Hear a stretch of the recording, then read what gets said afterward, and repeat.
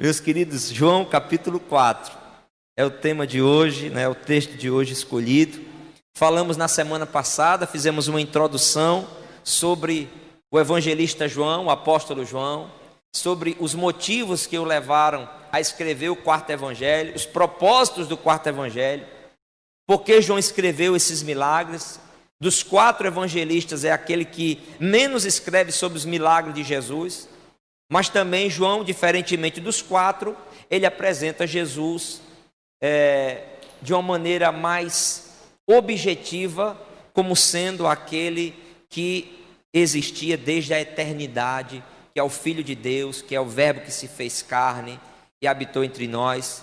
João se preocupa em apresentar Jesus como Filho de Deus e escolhe alguns milagres da ressurreição de Jesus para trás, sem contar a ressurreição de Jesus, que é um milagre, claro, e aquela pesca que ele opera maravilhosa após a ressurreição com os discípulos. Nós vamos perceber que João ele vai registrar aqui 8 milagres em todo o seu evangelho, né, que vão falar de Jesus como sendo sinais daquele que é o Filho de Deus, o enviado de Deus, o Filho unigênito de Deus. Então, João diz que Jesus fez sinais, e os sinais autenticam alguém, autenticam a sua chamada, a sua vocação, o seu ministério, as palavras que ele vai pronunciar e quem ele vai dizer que é, tá bom? Então, nós falamos isso na quinta-feira passada. E falamos do primeiro milagre de Jesus, que foi transformar água em vinho, ali para um pequeno grupo de discípulos que estavam seguindo Jesus, não era ainda os 12, era um pequeno grupo de discípulos, aqueles servos que presenciaram esse milagre, e foi ali que Jesus então deu início à realização dos milagres grandiosos que ele fez durante seu ministério aqui na terra. E hoje nós vamos falar sobre o segundo milagre que João relata no seu evangelho, que foi a cura de um oficial do rei. Esse homem era oficial, ocupava uma posição importante na corte do rei Herodes, que era um dos tetrarcas ali na época, em toda Israel, né, naquele território chamado de Judeia. Não apenas Judeia, mas também Pérea, Galileia, eram os territórios que Israel estava dividido na época do Império Romano. E Herodes era um desses governantes, Herodes Antipas. E esse homem, que nós não sabemos o nome, ele ocupava uma posição importante na corte de Herodes. E ele tinha um filho que estava doente. E, num ato de desespero, ele vai até Jesus, né? Jesus já tinha operado outros milagres, além daquele de transformar água em vinho, tá, irmãos? Esse é o segundo que João registra, mas não é o segundo milagre de Jesus. Jesus já tinha feito outros milagres, inclusive na Galileia e também em Jerusalém, onde Jesus havia estado por ocasião da festa da Páscoa. E quando Jesus ele retorna de Jerusalém, nós sabemos que ele passa por onde? Ele passa por Samaria, não é isso? Ali está no Evangelho de João, capítulo 4, a conversa de Jesus com a mulher samaritana. É Jesus retornando do sul do país, da Judeia, de Jerusalém, para o norte do país, que era a região da Galileia. E Jesus está retornando, ele passa por Samaria, e em Samaria ele prega para uma mulher samaritana. Aquela mulher se converte, crê nele como sendo o Messias, como sendo o Filho de Deus, e ela proclama o evangelho a todas aquelas pessoas que ela conhece. E nós sabemos que Jesus ficou ali por um período, foi bem acolhido, foi bem recebido, foi amado por aquelas pessoas, mas ele então volta para a região da Galileia. E aí é quando nós vemos João dizer que passados 2 dias, Jesus saiu dali de onde? Né? De Samaria, onde ele estava. Então ele sai de Samaria e vai para a Galileia. E aí o evangelista João vai dizer no versículo 44 do capítulo 4, que depois desses 2 dias, Jesus sai de Samaria, teve aquela conversa com a samaritana que nós conhecemos, quando ele fala da água, né, da água que traz vida, da água que forma uma fonte na vida daqueles que bebem dessa água, e essa água não apenas o Evangelho, mas é o próprio Cristo que traz vida, que dá vida ao mundo, como vai dizer o apóstolo João no seu Evangelho. E nós vemos que esse Jesus, ele é bem recebido onde? Num lugar de estrangeiros, numa terra estranha. Jesus, ele foi mal recebido em Jerusalém. Lá as autoridades, os líderes, os saduceus, os fariseus, os sacerdotes, não queriam ver Jesus, já queriam matá-lo inclusive. Lembra que Jesus faz aquela cena da purificação do templo? Jesus fez lá, quando ele pega ali o chicote e desce o chicote, nas costas dos cambistas, daqueles que estavam ali fazendo da casa de oração um lugar de ganho, de lucro. Estavam, ao invés de santificar e purificar aquele lugar, estavam profanando aquele lugar. Então Jesus, ele sai de Jerusalém, amado por alguns, porque ele tinha realizado alguns milagres ali, mas odiado por muitos. E ele, quando chega em Samaria, numa terra estrangeira, que um judeu piedoso evitava passar lá, a Bíblia não vai dizer que ele opera muitos milagres em Samaria, mas que ele prega, e é bem recebido, e a mensagem dá fruto.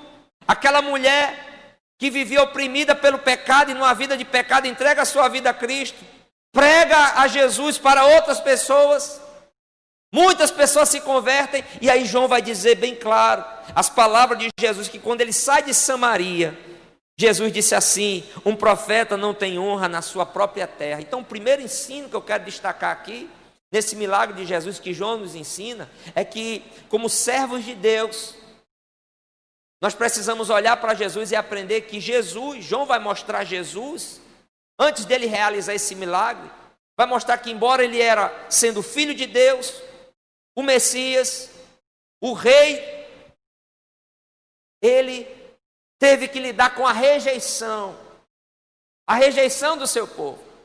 Quando a gente olha para Jesus, a gente pensa, como que uma pessoa que fez tantos milagres, que pregava de maneira tão extraordinária, e João vai dizer que ele realizava sinais que autenticavam, e eu disse quinta-feira passada, que não foi por falta de sinais que os homens não creram em Jesus, não foi por falta de conhecer as profecias que eles não creram em Jesus, mas sim porque eles estavam com o coração endurecido, sim porque eles atribuíram as obras de Cristo ao demônio, a Satanás, e com isso eles pecaram contra o Espírito Santo, que é o pecado que não tem perdão.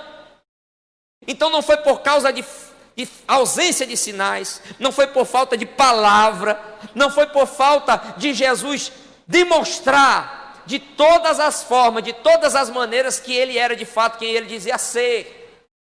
Mas João vai deixar claro, e Jesus vai dizer, que um profeta não tem honra na sua própria terra, e ele não tinha honra, tanto na Judéia, como também não era honrado na Galiléia. Onde que Jesus foi honrado?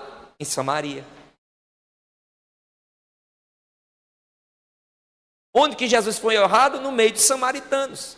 Foi o lugar onde as pessoas receberam Jesus, creram em Jesus, não pelos milagres. Foi o lugar onde as pessoas creram em Jesus pela palavra dele, e o receberam como filho de Deus.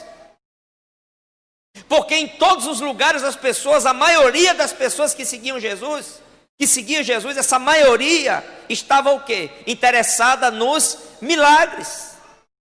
E João vai dizer que os milagres eram sinais que falavam de quem Jesus era. E as pessoas não se arrependiam dos seus pecados, não queriam seguir a Cristo, elas queriam apenas os milagres. Elas queriam apenas receberem as dádivas que Jesus estava realizando. Então percebam que dentro desse segundo milagre que João vai registrar, ele vai dizer que Jesus testemunhou da ausência de honra que ele deveria ter como filho de Deus. Embora ele não procurasse a honra, ele vai dizer que o Filho do Homem veio para servir e não para ser servido. Embora ele não procurasse a honra, embora ele não fizesse por causa da honra, nem realizasse milagres para ser honrado, nem pregasse para receber honra de ninguém, porque ele disse: eu não recebo honra de homem algum, eu não me deixo ser conduzido pelas honras, Jesus disse. Mas ele deveria ser honrado, porque quando ele nasce, os anjos vêm cantar em louvor e honra a ele. Quando ele nasce, ainda criança, os magos do Oriente vêm e trazem presentes para ele para o honrar. O Pai do céu honra dizendo: esse é meu filho amado em quem eu tenho prazer. Então, embora Jesus não buscasse a honra, ele deveria ser honrado. Então, entenda que a honra é uma coisa muito interessante, que a Bíblia diz para a gente não buscar, mas ao mesmo tempo vai dizer que há pessoas que são dignas de honra. É uma coisa interessante isso. A honra ela nem deve ser buscada e você não deve fazer nada para recebê-la. Mas isso não significa que as pessoas não mereçam e não devam ser honradas. A Bíblia vai ensinar, inclusive, um dos mandamentos é honrar pai e mãe. Né? Mas não vai dizer que o pai deve amar o filho, cuidar do filho, sustentar o filho, abençoar o filho para ser honrado pelo filho. Não. Ele já merece a honra porque é pai. E Jesus merecia ser honrado porque ele é Deus, ele é o Filho de Deus. Mas as pessoas não estavam honrando e ele vai deixar isso bem claro. Então, a gente precisa aprender, irmão, na nossa vida, que por mais que a gente seja um servo de Deus, uma serva de Deus, por mais que a gente faça para o Senhor, para a glória do Senhor, e a gente seja até digno de receber algum tipo de honra, precisamos olhar para Jesus e entender que o Filho de Deus foi aquele que deveria ser mais honrado e foi menos honrado. Então não adianta você como crente querer aceitar Jesus e às vezes ficar bicudo, entristecido, revoltado, porque não foi reconhecido, não foi honrado. Sempre naquele primeiro momento nós somos humanos, a gente pode até ficar, né, com a nossa autoestima ferida, com o nosso orgulho ferido. Eu fiz, não fui honrado, eu fiz, não fui reconhecido. Eu fiz, ninguém falou nada, ninguém lembrou. Mas olhe para Jesus. E quando olhamos para esse texto, tem que nos renovar e nos fortalecer. E dizer: Senhor, o Senhor fez tanto e não foi honrado. O Senhor não precisava fazer nada disso, porque o Senhor era Deus e não foi honrado. Então precisamos aprender a conviver, que nós servimos a um Jesus que era digno de toda a honra, mas que não foi honrado. E isso não fez com que Jesus amasse menos, servisse menos, se doasse menos, fosse fiel até o fim, porque o nosso galardão está reservado. Paulo disse assim: a coroa da justiça está guardada, o justo juiz me dará naquele dia, não somente a mim, mas a todos aqueles que aguardam a sua vinda. Então percebam que Jesus, ele vai dizer: um profeta não tem honra na sua terra. Ou seja, qualquer lugar que Jesus deveria ser honrado: Jerusalém, Judeia, Galileia, no meio do seu povo. Jesus é honrado nesse contexto aqui de João, onde? Em Samaria. Então, primeiro ensinamento nesse texto: o Filho de Deus, apesar dos sinais maravilhosos que ele fez, não recebeu a honra que deveria ter recebido. E nós precisamos aprender com isso. Precisamos aprender a lidar, às vezes, não só com a ausência da honra, mas até com a desonra, que é ainda pior. O que é pior do que não receber a honra é receber desonra. E às vezes isso acontece. E nós precisamos olhar para Cristo, não olhar para o mundo. Porque se a gente olhar para o mundo, se a gente quiser viver na mesma circunstância que o mundo vive, aí fora, nós não conseguiremos servir no reino de Deus. Porque no reino de Deus já começa o reino de negar-se a si mesmo. Não é assim? Então muitas das vezes eu quero falar para os irmãos que fiquei com orgulho ferido, fiquei entristecido, e aquilo, se eu não tivesse cuidado, tomava o meu coração e me impedia de ser uma bênção nas mãos do Senhor. E foi quando eu comecei a atentar para o Cristo, que às vezes a gente vê na teologia da prosperidade o tempo todo falando de hino, que Deus vai te honrar, que Deus vai te dar, que Deus vai te colocar lá em cima, que você vai subir no pódio, que você vai pegar o troféu, que você vai pegar a vitória, que você vai cantar, que se não sei o que todo mundo vai ver tua vitória. Irmão, não é assim não. São momentos muito específicos da nossa vida que essas coisas acontecem. Precisamos olhar para um Cristo que aprendeu a servir, a amar e a cumprir a sua missão, sendo honrado ou não, sendo reconhecido ou não, sendo lembrado ou não. E a honra muitas das vezes vem de onde se menos se espera e de quem menos deveria dar. Porque quanto mais a gente conhece, quanto mais aquelas pessoas conheciam Jesus, viam os milagres que ele fazia, mais ele deveria ser honrado, e era o contrário. Então, um evangelho que prega o tempo todo que a gente é honrado, é um evangelho que não olha para um Cristo que viveu em desonra, que morreu desonrado como malfeitor, nu, todo cortado, ferido, ensanguentado, que não tinha uma cova para ser sepultado, que se não fosse alguém lá reclamar o seu corpo para tirá-lo da cruz e o sepultá-lo, ele teria o seu corpo comido pelos bichos, porque era isso que acontecia com alguém que era crucificado. Ele ficava lá pendurado vários dias até as aves de rapina acabarem com tudo.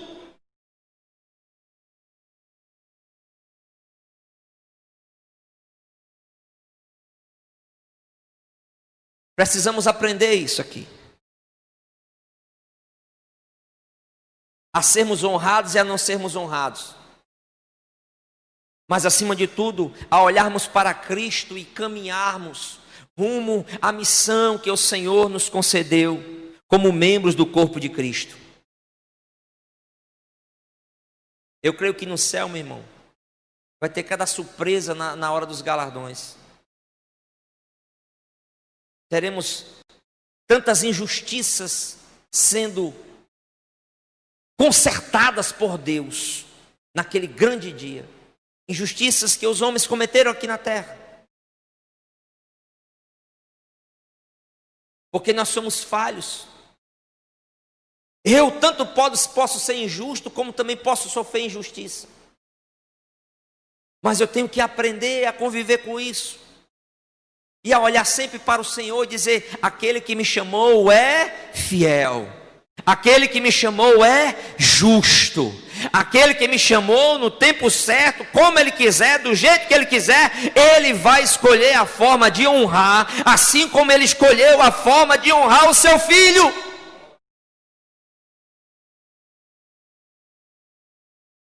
Versículo 45 diz que quando Jesus então chega na Galileia, os galileus o receberam, porque viram todas as coisas que Jesus tinha feito em Jerusalém. Veja bem, que João deixa bem claro, ele foi recebido na Galileia, por quê? Porque ele tinha operado milagres.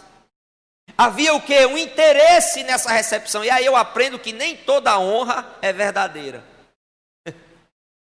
Nem toda honra, nem toda boa recepção, nem todo elogio é verdadeiro. Tem às vezes interesses por trás. Nas entrelinhas, às vezes somos bem tratados, bem recebidos, bem honrados, porque as pessoas querem alguma coisa, se aproveitar de alguma coisa, tirar alguma coisa da gente. E Jesus sabia disso.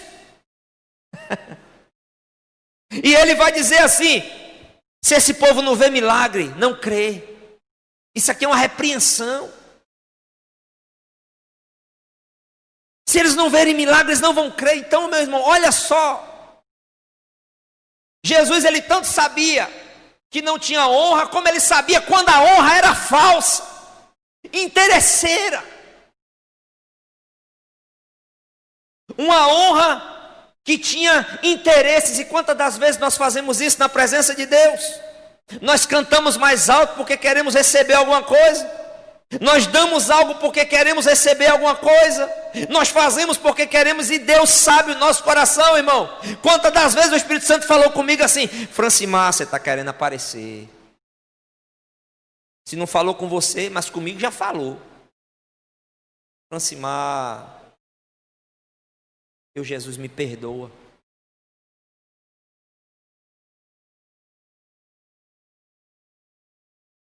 Então eu tenho que aprender a servir a Deus e a caminhar na presença de Deus e a ser fiel ao Senhor, sendo honrado ou não, E tenho também que entender que nem toda honra é boa, nem toda honra é verdadeira. Eu não posso, por isso que Jesus ele não se deixava levar pela honra, ele não se deixava levar pelos elogios, ele não se deixava levar por aquilo que as pessoas ficavam dizendo. Olha, não, ele sabia discernir as coisas, é por isso que ele continuava firme no seu propósito. Bendito seja o nome do Senhor. Quando estava todo mundo com ele, ele continuava firme. Como ele ficava com poucos, ele continuava firme. Seja assim, meu irmão. Tenha propósito com Deus. Deus te chamou. Você é um membro do corpo. Você tem uma função no corpo. Bendito seja o nome do Senhor Jesus. Quantos estão ouvindo a voz de Deus nessa noite? Então Jesus ele chega ali. Chega a Galileia, os galileus o receberam, ele estava chegando na região onde ele cresceu, região da Galileia, e o recebe porque viram todos os sinais, as coisas que Jesus tinha feito em Jerusalém. Versículo 46, Jesus foi outra vez a Caná da Galileia. Então Jesus na Galileia, que era uma região com várias cidades, ele vai até Caná da Galileia, e João deixa bem claro, relembra, foi o lugar onde ele havia transformado água em vinho, o primeiro milagre. Jesus vai para lá, e um oficial do rei, cujo filho estava doente em Cafarnaum, quando ouviu dizer, então esse oficial era de onde? De Cafarnaum, estava com seu filho doente. Cafarnaum também ficava na Galileia. Quando ele fica sabendo que Jesus está em Caná, o que é que ele faz? Parte para lá. Quanto, você sabe a distância de Cafarnaum para Caná? 32 quilômetros. Historiadores vão colocar 32 quilômetros a distância que aquele homem percorreu até Caná da Galileia. Quando ele chega em Caná da Galileia e vai até Jesus, e ele lhe pediu que Jesus fosse curar o filho dele. De Caná, ele sai de Cafarnaum para Caná, 32 quilômetros, e pede para Jesus ir até a casa dele, curar o seu filho. Ele era um homem importante. Entende que Jesus teria então, de certa forma, que ir com ele. Era um oficial, sim ou não? Era um homem importante, era um judeu, era alguém importante, era alguém da corte. Jesus, você pode ir lá comigo, curar o meu filho? E nesse momento é uma mistura de desespero desse homem, como também usando a sua importância, a sua influência, para receber um milagre de Jesus. Então a gente percebe que aqui a fé ela ainda não foi exercida. Você pode ir até Jesus desesperado, você pode ir até Jesus por muitas maneiras, mas não significa que você foi com fé. Às vezes muitas coisas nos levam até Jesus, o medo, o desespero, a impotência.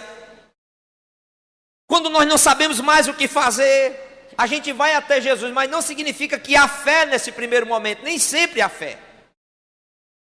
Porque a gente ouviu falar, porque alguém disse, olha, naquela igreja, aquele pastor, aquele irmão, aquela irmã, a gente está no desespero. Teve um amigo meu que ele tinha perdido tudo, e alguém falou para ele ir na igreja, e ele foi, mas não havia fé em Jesus.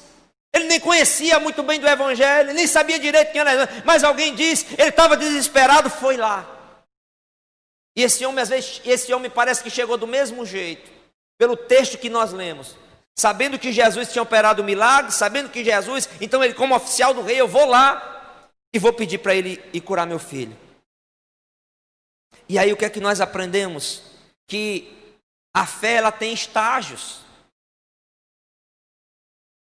Esse homem chegou a Jesus, então a gente não pode às vezes querer exigir de que todo mundo que vem à igreja venha totalmente consciente do que vai fazer, de quem é Jesus, da palavra. Não. Mas quando ela vem, há um trabalhar de Deus na vida dela, amém? Há um trabalhar gradativo de Deus na vida dessa pessoa. E às vezes ela chega sem nenhum tipo de fé, apenas levada, conduzida pelas emoções, pelas circunstâncias, mas quando ela chega lá, por meio da palavra, a fé pode ser despertada, gerada no seu coração, e ela pode colocar em ação a fé, e sair daquele lugar abençoada por Deus, de posse de vitória, e glorificar o nome do Senhor. Então aquele oficial diz: vá comigo, porque o filho dele estava morrendo. Jesus diz, no capítulo 4, versículo 48, Jesus lhe disse: se vocês não virem sinais e prodígios, de modo nenhum crerão. Ou seja, o que Jesus está querendo dizer é que ali não há uma fé autêntica nele, há apenas um desejo por milagres, há apenas um desejo de que Jesus operasse mais milagres. É o desejo da bênção maior do que o desejo por aquele que abençoa. É o desejo de receber de Deus um milagre maior do que a própria presença de Deus. E eu aprendo ainda com Moisés no Antigo Testamento, quando Deus disse a Moisés: Moisés, eu não vou contigo, mas eu vou mandar o meu anjo, e o meu anjo vai dar livramento, vai dar vitória, vai com vocês. Mas Moisés diz assim: Senhor, se o Senhor não for conosco, não nos faça subir desse lugar.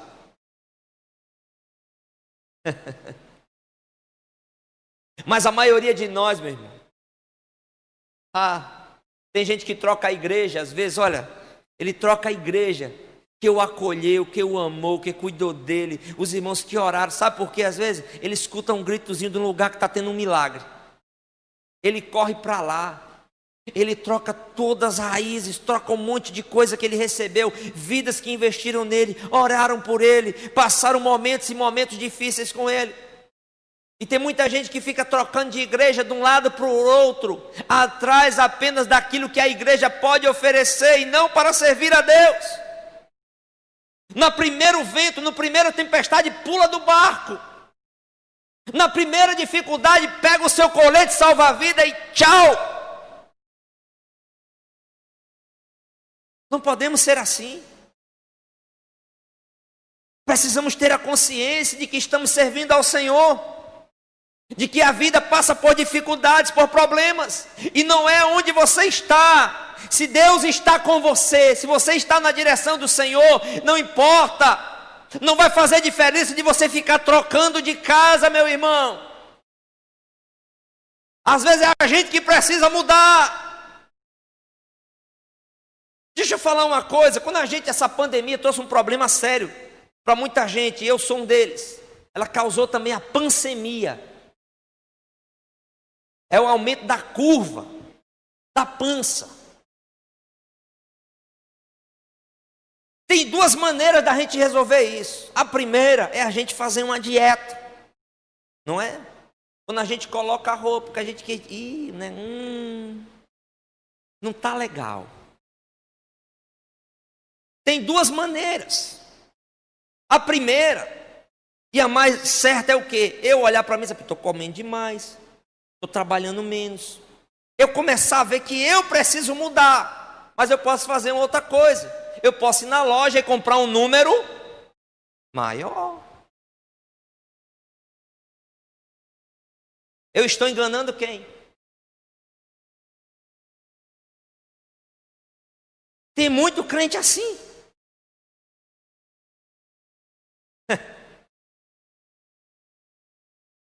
Tem muito crente assim. Quando o negócio não está bom, quando as coisas ficam difíceis, quando não está saindo do jeito, e aí ele escuta, sabe, no tal lugar está assim, está acontecendo, irmão. E eu não vou dizer que nem sempre isso é engano ou mentira. Não, pode realmente Deus estar operando, pode estar tendo um mover de Deus, um trabalhar de Deus. Sim, mas você não está aqui. Olha ao Senhor, peça a graça a Deus, peça ajuda, faça uma autoanálise, espere o tempo, os processos, os degraus, as etapas. Não queira trocar, simplesmente mudar, simplesmente. E aqui nós vemos isso, Jesus dizendo: olha, esse povo só quer ver milagre. E João deixa isso bem claro, que os milagres de Jesus eram sinais que autenticavam quem ele era. O objetivo maior era esse. Jesus não era um milagreiro, ele era o Filho de Deus que veio salvar o homem.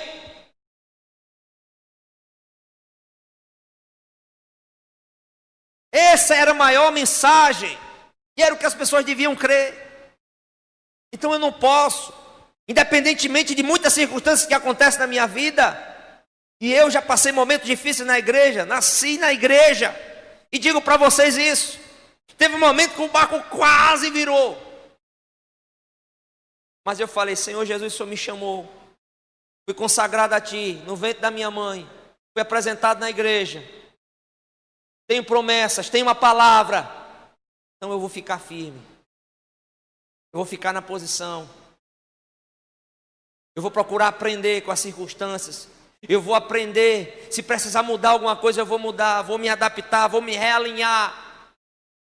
Porque tem coisas que Deus muda para a gente, mas tem coisas que a gente precisa se adaptar, precisa mudar.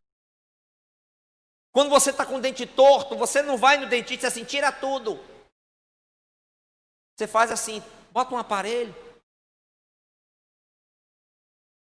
Não é assim? Não vai dizer tira tudo. Não, coloca um aparelho. O aparelho arrumar, dói, é desconforto, é dificuldade, é ruim. Mas você está olhando lá para frente aquele sorriso, todo ajustadinho, todo alinhadinho, todo arrumadinho.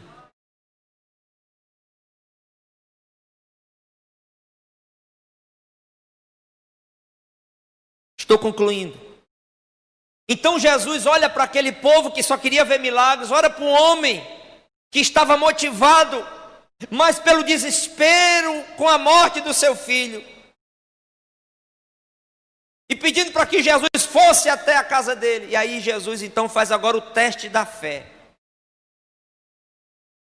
E aí João, ele vai ser um evangelho que ele vai falar muito sobre essa fé. Essa fé verdadeira. Essa fé firme, essa fé sólida. Essa fé que glorifica a Deus. E aí Jesus diz para aquele homem, vá, o seu filho vai viver. Em outras palavras, eu não vou fazer o que você quer, do jeito que você quer. E nem vou fazer o que a multidão quer, porque o povo queria o quê? Eita, Jesus vai, vamos com ele. Vocês estão me entendendo? Qual que era a situação aqui que o povo queria? O homem chega, diz que o filho está doente, um oficial, uma pessoa importante, e Jesus, eu vou com você, e o povo vai tudo atrás. Eita, vamos ver o que vai acontecer, vamos ver o que Jesus vai fazer. Eita, vai ser... Aí Jesus decepciona todo mundo. Ele disse, eu não vou. Mas eu digo para você, pode ir, seu filho vai viver. Alguém foi com aquele homem? O povo queria ver milagre. Mas aquele homem teve fé, que aquela multidão não teve. E ele foi, apenas de posse da palavra. E se no primeiro milagre Jesus transforma água em vinho pela palavra, sem tocar, sem fazer nenhum tipo de ação, apenas a palavra, e também trabalhou de maneira que disse, levem a água para o mestre-sala, e no ato deles levarem com fé, ela se transformou em vinho. Aconteceu quase que semelhante a esse homem. Jesus disse, vá que o seu filho vai viver. E quando ele sai da presença de Jesus, o filho dele já estava sendo curado lá. Ele creu na palavra. Diferentemente daquela multidão, ele creu em Jesus. Por quê? Porque ele sabia agora na sua fé, a sua fé estava em Cristo. Não nos milagres, não no que ele ouvia falar das pessoas. Porque até esse momento, as pessoas sabiam que Jesus tinha tocado, tinha feito muitas coisas, mas vá. Aleluia. Bendito seja o nome do Senhor. E aquele homem vai. A palavra de Cristo rompeu a distância de 32 quilômetros. Aleluia. Glória a Deus. Aleluia. Bendito seja o nome do Senhor. E esse sinal autentica mais uma vez quem ele era. O lugar, o espaço, o tempo. Nada disso pode impedir o trabalhar de Cristo. Se os milagreiros da época precisavam tocar, fazer algumas poções, fazer alguns rituais, Jesus simplesmente diz, vá. Não há nenhum registro na Bíblia dessa maneira. Vá declarar que o teu filho vive. E nós, quando olhamos para esse milagre, a gente olha para Cristo e diz: verdadeiramente esse homem é o Filho de Deus. Verdadeiramente esse homem era o Messias que havia de vir ao mundo. Verdadeiramente esse homem é quem ele diz ser. Porque a sua palavra rompe o tempo, rompe o espaço. E vai ao encontro da necessidade. E diz a Bíblia que aquele homem foi embora. E quando ele já está chegando em casa, perto de Cafarnaum, seus servos vêm ao seu encontro. Glória a Deus. Aleluia. E aqui eu vejo mais uma verdade preciosa. Sabe o que é? Quem tem fé tem boas notícias.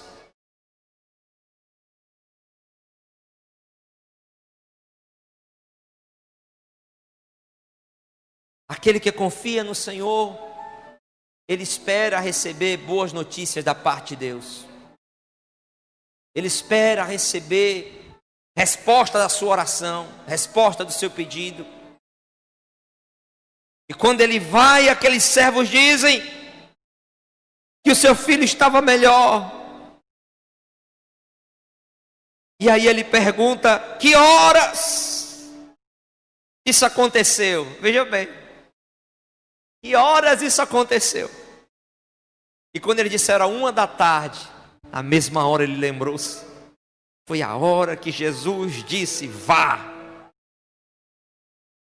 Foi a hora que Jesus disse: vá. E o que é que acontece, irmãos?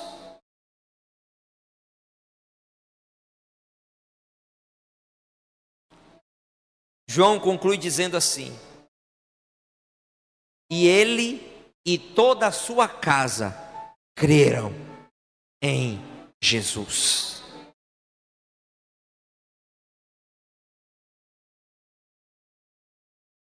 Nós olhamos para os milagres e percebam que João está sempre conduzindo os milagres de Cristo. Se no primeiro os discípulos creram nele, não foi assim que terminou João no primeiro milagre? E os discípulos creram nele. Agora, e o homem oficial do rei, toda a sua casa, creram nele. João está apontando sempre para Cristo, e sinais apontam para ele, quem ele é. Autenticou. Então, muita gente que recebia o milagre continuava na mesma, só queria o milagre, se alimentava, era curado, era abençoado. Mas aquele que vê o milagre como um sinal de quem é Jesus, a maior mudança na vida dele não é um milagre externo, não é o que ele ora simplesmente pedindo, não é a sua necessidade satisfeita, é ele reconhecer que Jesus é quem ele diz ser. Jesus é o Filho de Deus. Quantos creem nessa palavra e nessa verdade? Jesus é o Salvador, Jesus é o Senhor. Ninguém falou como ele, ninguém viveu como ele, ninguém pregou como ele, ninguém realizou os milagres como ele. Ele é aquele que está vivo, o túmulo está vazio, e é por isso que nós estamos aqui hoje, vivendo, crendo e aguardando um rei que está vivo e que breve virá para nos buscar. Você pode se colocar de pé nesse momento? Se tem alguém nessa noite que nos visita e que quer se reconciliar com o Senhor, ou entregar a sua vida a Cristo, faça um sinal com a mão. Você quer se reconciliar? Glória a Deus, uma vida ali para o Senhor, voltando aos caminhos do Senhor. Eu quero pedir para a irmã, glória a Deus, bendito seja o nome do Senhor. Pode ficar aí, meu querido, pode sentar aí, viu? Nós vamos orar por você.